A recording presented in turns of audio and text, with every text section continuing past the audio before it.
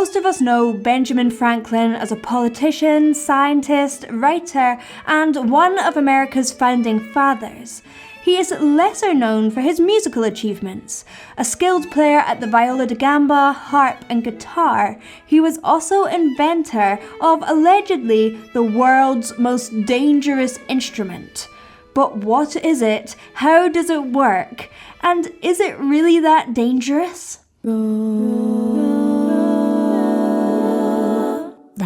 In the 1700s, Benjamin Franklin was an American diplomat working between Paris and London.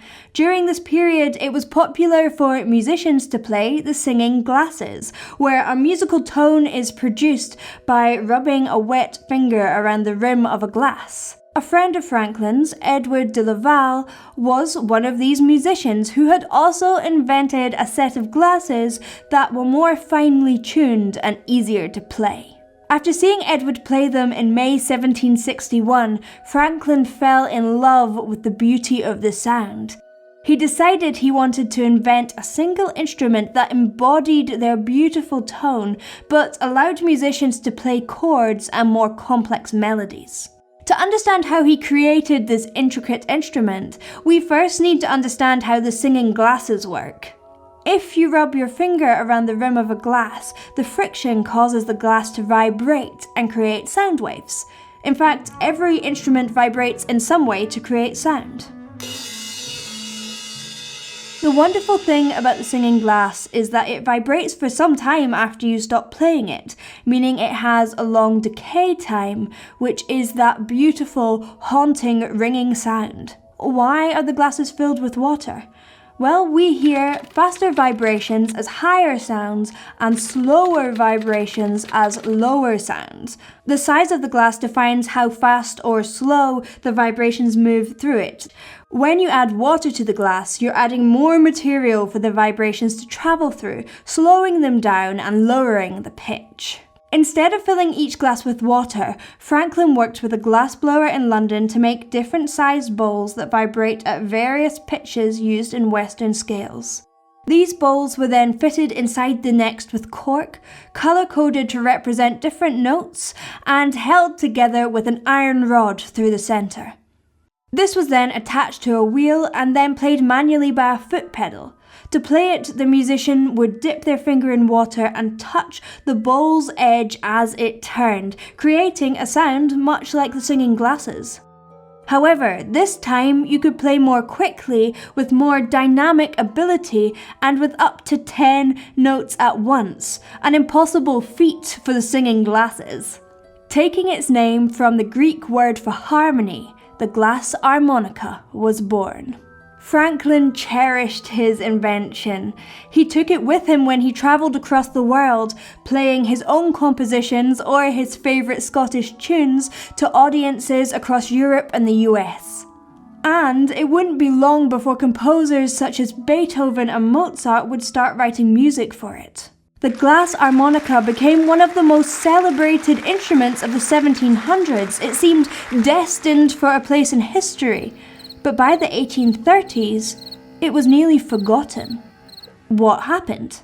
In the late 1700s, some unsettling incidents began to be associated with the glass harmonica. Rumour has it that harmonica players became both physically and mentally ill, many complaining of nervousness, fainting, dizziness, cramps, hysteria, and melancholia. And it wasn't just players that were rumoured to fall victim to it. After a child died during a performance in Germany, the harmonica was banned in a few towns. Some people even thought the tones were magical, invoking spirits of the dead and driving listeners mad. So, is this beautiful instrument actually the sound of insanity? One theory is that musicians were actually coming down with lead poisoning from the lead glass bowls or the lead paint used to colour code each note. However, although lead poisoning was very common in the 18th and 19th century, there is little scientific backing for this. The lead used in the harmonica's construction would be much less than other sources of lead in 18th century day-to-day life, such as makeup. And there actually isn't any evidence of people being driven mad at any unusual rate. Perhaps this rumour started because of a fascinating musical quirk which disorientates the brain and leaves us unsure of the harmonica's location. Before I start this section, I want to give a little caveat. How our brains locate sound is extraordinarily complicated, and there is constantly changing science on this, so I have simplified it a lot. It is generally thought that we locate sound by recognizing the difference in time it takes for a sound to reach one ear and then the other, the phase difference. As the frequencies get higher and the phase difference becomes less, it becomes more and more difficult for our brains to process. At about 1 kHz, it becomes much harder for our brains to locate sounds using this method. When the sound gets higher to 4 kHz and above, our brain changes tack and uses the difference in volume of a sound between each ear. So, there's a gap between 1 and 4 kHz, the range in which most of the pitches of the glass harmonica falls. Our brain is never quite sure where the sound is coming from. This is probably why people describe it as ethereal. Our brains literally can't process the sound effectively, so it feels outerworldly and perhaps a little disconcerting, which is why people might think it would drive them mad.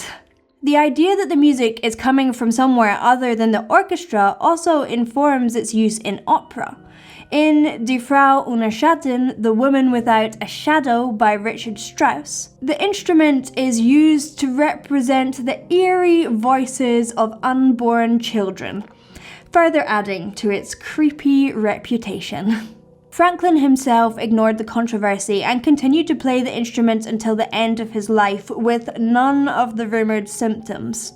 However, the harmonica's popularity never returned, perhaps also due to its inability to produce loud enough tones for new concert halls, its expense, and proneness to breakage. Despite rumours, I think the harmonica is beautiful, albeit a little trippy, and it's undergoing a small revival. Recent productions of operas like Lucia della Marmora, which dropped the use of harmonica and rearranged it for flute in the 1800s, have brought it back in the mad scene, of course. But it is not just the harmonica that is wonderful and intriguing and has a colourful and complex history. Before we end this video, I want to leave you with a lovely fact about its inventor, Benjamin Franklin.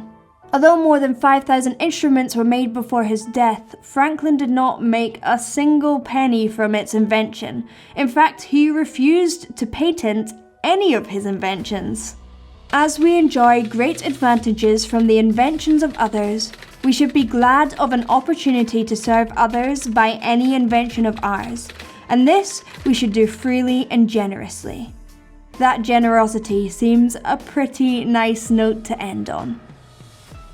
If you liked these episodes, then thank the Beth Roars patrons. We could not make these episodes without them. So, to all the patron community, including the amazing Ultimate Roars, whose names are up on the screen, thank you for making all this possible and allowing us to dig a little bit deeper into the history and science of music and sound. If you would like to learn a little bit more about becoming a patron, you can at patreon.com/BethRoar, and I will see you in the next one. Bye!